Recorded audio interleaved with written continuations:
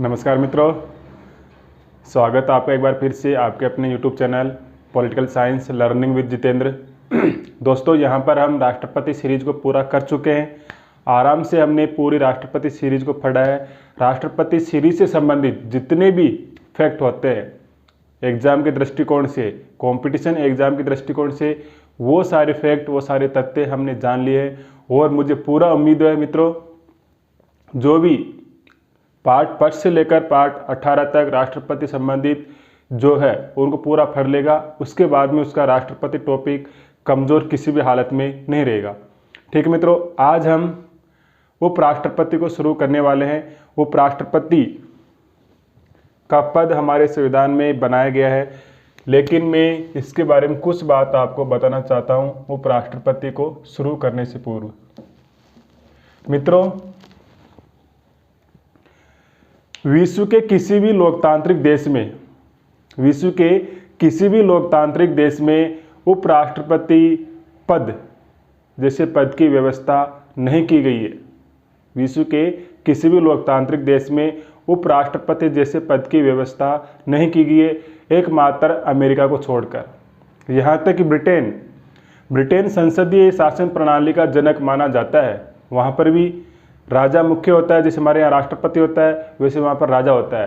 राजा के नीचे उपराजा जैसे पद की कोई व्यवस्था नहीं की गई है, मतलब उपराष्ट्रपति जैसे पद की कोई व्यवस्था वहाँ पर नहीं की गई है। अमेरिका में ही उपराष्ट्रपति पद की व्यवस्था की गई है और अमेरिका के उपराष्ट्रपति पद से प्रेरित होकर ही हमारे संविधान निर्माताओं ने हमारे संविधान में उपराष्ट्रपति जैसे पद की व्यवस्था की थी। हमारे संविधान में उपराष्ट्रपति पद की जैसे व्यवस्था करने के पीछे हमारे संविधान निर्माताओं का उद्देश्य ये रहा होगा कि राष्ट्रपति को हमने संघ की पूरी कार्यपालिका शक्ति सौंप रखी है। उससे संबंधित राष्ट्रपति जो भी कार्य करते हैं वो राष्ट्रपति राष्ट्रपति करते हैं। कभी कभी ऐसे अवसर भी आते हैं, ऐसी कंडीशन भी हो जाती है कि उपराष्ट्रपति का पद रिक्त हो या फिर राष्ट्रपति का पद रिक्त हो या फिर राष्ट्रपति का पद रिक्त हो या फिर राष्ट्रपति अपने पद से अनुपस्थित हो। ऐसी कंडीशन में राष्ट्रपति पद के कर्तव्यों का निर्वहन कौन करे? इसके लिए हमारे संविधान निर्माताओं ने उपराष्ट्रपति पद की व्यवस्था हमारे संविधान में की थी मित्रों। यही कारण है, बाकी उपराष्ट्रपति का कोई विशेष कार्य हमारे यहाँ पर नहीं होता है। उपराष्ट्रपति एक मुख्य कार्य करते हैं तो सिर्फ राज्यसभा के पदेन सभापति के रूप में कार्य करते हैं। इसके अलावा उपराष्ट्रपति कभी कभी राष्ट्रपति के कर्तव्यों का निर्वहन भी करते हैं। इसके अलावा उपराष्ट्रपति कोई विशेष कार्य हमारे यहाँ पर नहीं करते। तो ये पहले आपको ध्यान में रखना है कि उपराष्ट्रपति का पद हमने कहाँ से लिया है? अमेरिका से लिया है। अमेरिका के संविधान से हमने उपराष्ट्रपति जैसे पद की व्यवस्था की है। उपराष्ट्रपति पद की व्यवस्था भारतीय संविधान के अनुच्छेद 63 में की गई है। 63 क्या कहता है? भारत का एक उपराष्ट्रपति होगा। भारत का एक उपराष्ट्रपति होगा। यानी कि आपसे कोई पूछे कि भारतीय संविधान के किस अनुच्छेद में उपराष्ट्रपति पद की व्यवस्था की गई है, तो वो अनुच्छेद हमारा होगा 63। ठीक है मित्रों, अब बात करते हैं हम उपराष्ट्रपति पद की योग्यताएं। तो योग्यताओं का उल्लेख कहाँ पर किया गया है? अनुच्छेद 66 क्लोज 3। ये ध्यान में रखना है आपको मित्रों, अनुच्छेद 66 याद रखने से काम नहीं चलेगा। उपराष्ट्रपति पद की योग्यताएं अनुच्छेद 66 में दी गई है, केवल 66 को याद रखने से काम नहीं चलेगा, हमको पूरा ध्यान में रखना होगा। उपराष्ट्रपति पद की योग्यताएं दी गई है अनुच्छेद 66 क्लोज 3 के अंदर। ठीक है मित्रों, उपराष्ट्रपति पद की योग्यताएं क्या क्या होगी? उपराष्ट्रपति पद की योग्यताएं, तो इसके बारे में हम देखें तो पहली योग्यता होगी हमारी भारत का नागरिक हो। भारत का नागरिक हो। दूसरा, उम्र 35 वर्ष की उम्र हो। और तीसरी योग्यता के रूप में हम देख सकते हैं यहाँ पर राज्यसभा का सदस्य बनने की योग्यता रखता हो। राज्यसभा का सदस्य बनने की योग्यता, राज्यसभा का सदस्य बनने की योग्यता रखता हो। और चौथी योग्यता की बात करें मित्रों तो ये होगा किसी लाभ के पद पर ना हो, लाभ के पद पर ना हो। ये लाभ का पद क्या होता है मित्रों, इसके बारे में हमने देखा है राष्ट्रपति टॉपिक को पढ़ते समय पर। लाभ का पद लाभ का पद उसे कहेंगे जिस पद पर रहने से आपको सरकारी सुख सुविधाएं मिलती हो। सुख सुविधा मतलब सरकारी बंगला आपको मिलता हो, सरकारी गाड़ी मिलती हो, तनख्वाह आपको मिलती हो। जो भी सुख सुविधाएं भौतिक होती है वो सारी भौतिक सुख सुविधाएं जिस पद को धारण करने से आपको सरकार की ओर से मिलती है वो पद हमारा लाभ का पद माना जाएगा। लेकिन हमने ये भी पढ़ा है कि लाभ का पद कौन सा नहीं माना जाता है। तो मित्रों यहाँ पर ध्यान में रखना, राष्ट्रपति, उपराष्ट्रपति, राष्ट्रपति, उपराष्ट्रपति और राज्यपाल और मंत्री पद ये लाभ के पद में नहीं आते। मतलब राष्ट्रपति के पद पर रहते हुए भी, उपराष्ट्रपति के पद पर रहते हुए, राज्यपाल के पद पर रहते हुए और किसी मंत्री पद पर रहते हुए भी कोई व्यक्ति उपराष्ट्रपति का चुनाव लड़ सकता है। ठीक है मित्रों, तो ये उपराष्ट्रपति पद से संबंधित योग्यता है। इसके अलावा कोई व्यक्ति चुनाव लड़ना चाहता है तो उसको क्या करना होगा, कौन सी शर्तें उसको पूरी करनी होगी। यहाँ पर हमको ध्यान में रखना है, जो व्यक्ति उपराष्ट्रपति का चुनाव लड़ना चाहता है उसके साथ में 20 प्रस्तावक और 20 अनुमोदक होने चाहिए। 20 प्रस्तावक, 20 अनुमोदक प्लस उसको 15,000 रुपये की राशि RBI में जमा करवानी होती है। जो व्यक्ति उपराष्ट्रपति का चुनाव लड़ना चाहता है इन सब योग्यताओं को रखते हुए उसके साथ में उसको ये शर्तें भी पूरी करनी होगी। उसके साथ में 20 प्रस्तावक हो, 20 अनुमोदक हो, 20 प्रस्तावक, 20 अनुमोदक हो, इसके साथ ही उसको 15,000 रुपये की राशि RBI में जमा करवानी होगी। यदि उम्मीदवार निश्चित मतों का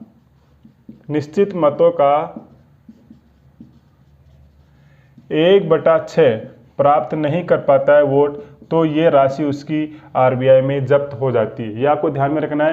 15,000 रुपये की जो जमानत राशि उम्मीदवार ने जमा करवाई है वो कब जब्त हो जाती है, जब कोई उम्मीदवार निश्चित मतों का 1/6 भाग प्राप्त नहीं कर पाता है।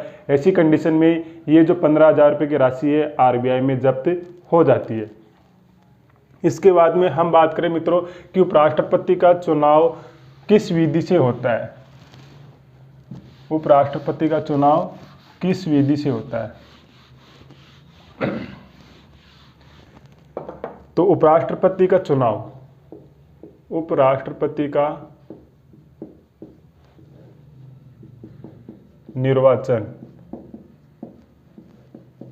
विधि क्या है। ये विधि कहां पर दी गई है, अनुच्छेद 66(1) में दी गई है। किस विधि से होगा, एकल संक्रमणीय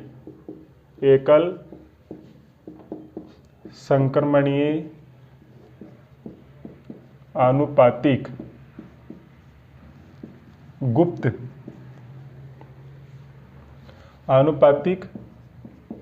गुप्त मतदान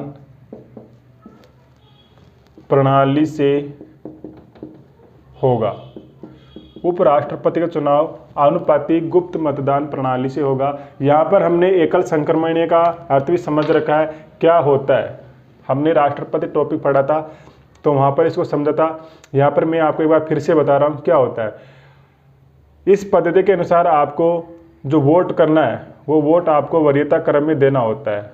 वोट आपको वरीयता क्रम में देना होता है। दूसरा, मतों का हस्तांतरण हो जाता है, मतों का हस्तांतरण हो जाता है। और आनुपातिक की बात करें तो इसका मतलब होता है निश्चित कोटा, यानी कि जो उम्मीदवार है उसको जीतने के लिए एक निश्चित कोटा के अंतर्गत वोट प्राप्त करना होगा। ठीक है मित्रों, इस बात को आप ध्यान में रखें। उपराष्ट्रपति का चुनाव किस विधि से होता है, कहाँ पर दी गई है, तो अनुच्छेद 66 क्लोज 1 के अनुसार उपराष्ट्रपति का चुनाव एकल संक्रमणीय आनुपातिक गुप्त मतदान प्रणाली से होता है। ठीक है मित्रों, अब यहाँ पर उपराष्ट्रपति के निर्वाचन में भाग कौन लेता है। राष्ट्रपति के बारे में हमने जाना था कि राष्ट्रपति के चुनाव में कौन भाग लेता है, उसका निर्वाचक मंडल में कौन कौन होते हैं। तो वहाँ पर तो राष्ट्रपति चुनाव में कौन कौन थे, संसद के दोनों सदनों के निर्वाचित सदस्य, संसद के दोनों सदनों के निर्वाचित सदस्य थे। यहाँ पर कौन होगा, और विधानसभाओं के भी थे राष्ट्रपति चुनाव में। लेकिन उपराष्ट्रपति के चुनाव में कौन शामिल होता है, उपराष्ट्रपति के निर्वाचन में कौन शामिल होता है, मतलब कौन भाग लेता है। तो यहाँ पर मित्रों हमारा आंसर होगा संसद के दोनों सदनों के सभी सदस्य उपराष्ट्रपति के चुनाव में भाग लेते हैं। सभी सदस्य का मतलब है जो निर्वाचित होकर आए हैं वो भी, और जिनको राष्ट्रपति ने मनोनीत किया है वो भी उपराष्ट्रपति के चुनाव में भाग लेते हैं। ठीक है मित्रों, इस बात को ध्यान में रखना है। यहाँ पर आप गलती कर सकते हैं, ऑप्शन आ जाएगा उपराष्ट्रपति के निर्वाचक मंडल में शामिल होते हैं संसद के दोनों सदनों के सदस्य, राज्य विधानसभाओं के सदस्य, दोनों या फिर दोनों में से कोई नहीं। तो यहाँ पर हमको फर्स्ट वाला ऑप्शन चुनना होगा, सिर्फ संसद के दोनों सदनों के सदस्य यहाँ पर शामिल होते हैं। राज्य विधानसभा के सदस्य उपराष्ट्रपति चुनाव में भाग नहीं लेते हैं, इस बात का आपको ध्यान में रखना है। अब ये सब बातें हम लोग पढ़ते आए हैं, इसके संबंध में मैं आपको एक मुख्य बात ये बताना चाहता हूँ मित्रों। जब हमारा संविधान लागू हुआ था 26 जनवरी 1950 को, उस समय पर संविधान के अनुच्छेद 66 में इस बात का प्रावधान किया गया था कि उपराष्ट्रपति, संविधान के अनुच्छेद 66 में प्रावधान किया गया था कि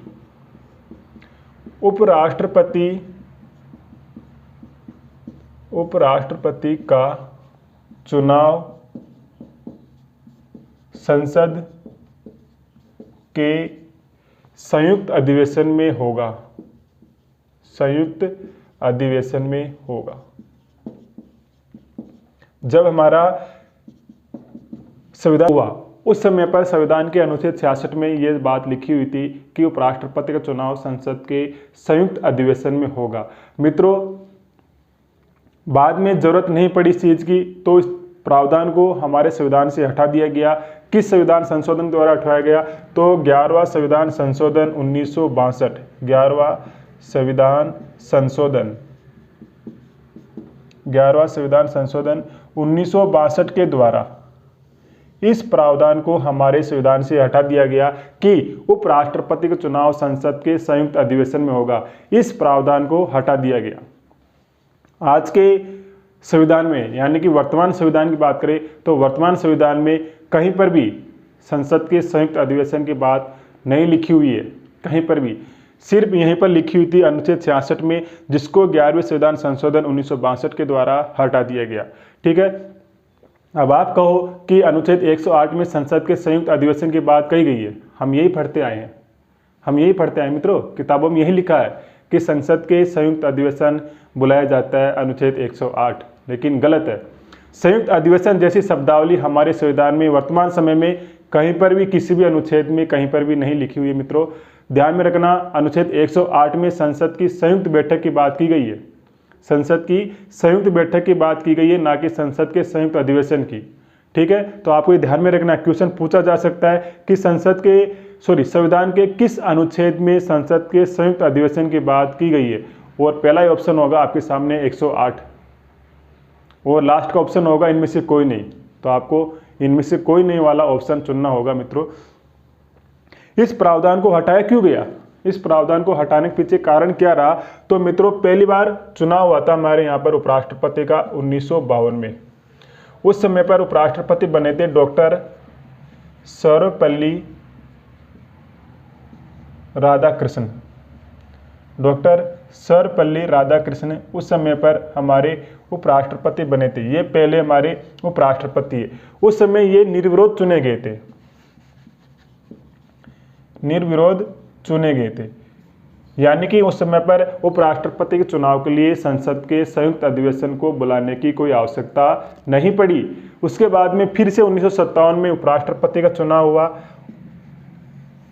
तब भी सर्वपल्ली राधाकृष्णन हमारे उपराष्ट्रपति चुने गए निर्विरोध रूप से।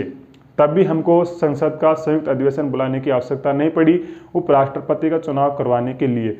इसलिए मित्रों फिर 11वां संविधान संशोधन 1962 करके ये जो शब्दावली लिखी हुई थी, इस शब्दावली को संविधान से हटा दिया गया। इस बात को आपको ध्यान में रखना है। ठीक है मित्रों, उपराष्ट्रपति के चुनाव संबंधित और मुख्य बातें क्या हो सकती है, उन सबको आपको मैं आपके सामने रख रहा हूं, जो कि आपको ध्यान में रखना जरूरी है कंपटीशन के एग्जाम के दृष्टिकोण से। मित्रों जो हमने पढ़ लिया है जो हमने पढ़ लिया है वो सब चीज़ें अब एग्जाम में पूछने की संभावना बहुत कम रहती है। पूछा जा चुका है उपराष्ट्रपति का पद किस अनुच्छेद में, हालांकि हमको ध्यान में होना चाहिए, लेकिन पूछा जा चुका है। अब क्वेश्चन नॉर्मल हो गया, एग्जामिनर बहुत गहराई में जाने लग गया है। पॉलिटी संबंधित क्वेश्चन अगर आपको सही से करना है तो हमको संविधान के प्रावधानों को सही से समझना होगा, सही से हमको सीखना होगा। उसके बाद में हम पॉलिटी संबंधित क्वेश्चनों को सही कर सकते हैं। ठीक है मित्रों, यहाँ पर आपको और क्या ध्यान में रखना है, संसद के उपराष्ट्रपति के चुनाव में, उपराष्ट्रपति के चुनाव में, या आप नोट करके यहाँ पर लिख सकते हो आराम से, कोई दिक्कत नहीं है। जहाँ पर भी लिखना चाहो, अपने मस्तिष्क में लिखना चाहो या फिर अपने कॉपी में लिखना चाहो, मस्तिष्क में लिखोगे बहुत फायदा होगा। उपराष्ट्रपति के चुनाव में सांसदों का मत मूल्य नहीं निकाला जाता। उपराष्ट्रपति चुनाव में सांसदों का मत मूल्य नहीं निकाला जाता है मित्रों। जैसा कि हमने राष्ट्रपति के चुनाव के समय पर सांसदों का मत मूल्य निकाला था, उपराष्ट्रपति चुनाव में सांसदों का मत मूल्य नहीं निकाला जाता है। अब यहाँ पर क्वेश्चन कैसे बन सकता है, उपराष्ट्रपति के चुनाव में एक सांसद का मत मूल्य होता है, संख्या कोई भी दे देगा 3 ऑप्शन में, और नीचे लिखा होगा इनमें से कोई नहीं। यहाँ पर हमको इनमें से कोई नहीं वाला ऑप्शन चुनना होगा, क्योंकि हम निकाल ही नहीं रहे हैं। उपराष्ट्रपति के चुनाव में सांसदों का मत मूल्य निकाल ही नहीं रहे, तो उपराष्ट्रपति चुनाव में सांसदों का मत मूल्य कहाँ से आएगा। इसलिए मित्रों हमको यहाँ पर आंसर चुनना होगा इनमें से कोई नहीं। अगला नोट इसके अंदर बहुत महत्वपूर्ण है, उसको भी आपको ध्यान में रखना है। क्या है, उपराष्ट्रपति के चुनाव संबंधित अगला पॉइंट, संविधान सभा के सदस्य, संविधान सभा के सदस्य ताहिर हुसैन, ध्यान में रखना है नाम, ताहिर हुसैन,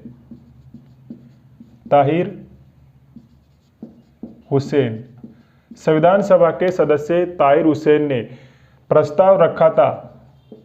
क्या प्रस्ताव रखा था, प्रस्ताव रखा था कि उपराष्ट्रपति का चुनाव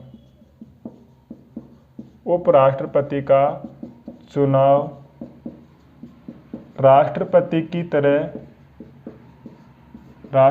की तरह ही करवाया जाना चाहिए। इस प्रकार का प्रस्ताव संविधान सभा के सदस्य ताहिर हुसैन ने रखा था।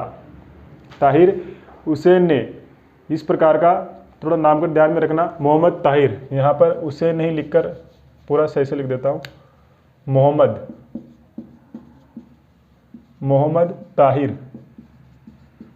ताहिर ने यह प्रस्ताव रखा था कि उपराष्ट्रपति का चुनाव राष्ट्रपति की तरह ही करवाया जाना चाहिए। तो आपको ये पॉइंट भी आपको यहाँ पर ध्यान में रखना है, संविधान सभा के किस सदस्य ने यह प्रस्ताव रखा था कि उपराष्ट्रपति का चुनाव राष्ट्रपति की तरह ही करवाया जाना चाहिए। तो यहाँ पर हमारा आंसर होगा मोहम्मद ताहिर। उपराष्ट्रपति चुनाव में सांसदों का मत मूल्य नहीं निकाला जाता मित्रों, ध्यान में रखना है। और उपराष्ट्रपति चुनाव में राज्य विधानसभा के जो निर्वाचित सदस्य होते हैं वो भी भाग नहीं लेते हैं। और हमने उपराष्ट्रपति संबंधित जो भी चीज़ें पढ़ी है मित्रों बिल्कुल फैक्ट है और वैलिड चीज़ें हैं। आप इन सब चीज़ों को देरी से देखिएगा, सुनिएगा, समझिएगा और कॉपी में ज़रूर लिखिएगा। कॉपी में लिखने के बाद अपने मस्तिष्क में भी लिखने का प्रयास करना मित्रों, तब जाकर हमारा ये कंपटीशन का जो भी एग्ज़ाम आप देने जा रहे हो, पूरा मेरा आपसे वादा है मित्रों, उपराष्ट्रपति, राष्ट्रपति ही नहीं, पॉलिटिक्स संबंधित जितने भी पद, संवैधानिक पद है, उन सब के बारे में बड़े विस्तार से मैं आपके सामने रखने वाला हूँ। उनकी हर एक चीज़ आपके सामने रखूँगा मित्रों और 99% बिल्कुल वैलिड जानकारी होगी मित्रों। ठीक है मित्रों, तो ये था अपना उपराष्ट्रपति संबंधित आज का एक छोटा सा वीडियो। आशा करता हूँ आपको पसंद आया होगा और अच्छा लगे तो कमेंट्स करना ना भूलें मित्रों, लाइक भी करें और चैनल को सब्सक्राइब करें, अपने मित्रों के पास पहुँचाने का इसको प्रयास करें मित्रों। ठीक है मित्रों, तो मिलते हैं नेक्स्ट वीडियो में एक नई जानकारी साथ में। तब तक के लिए जय हिंद, जय भारत, जय संविधान।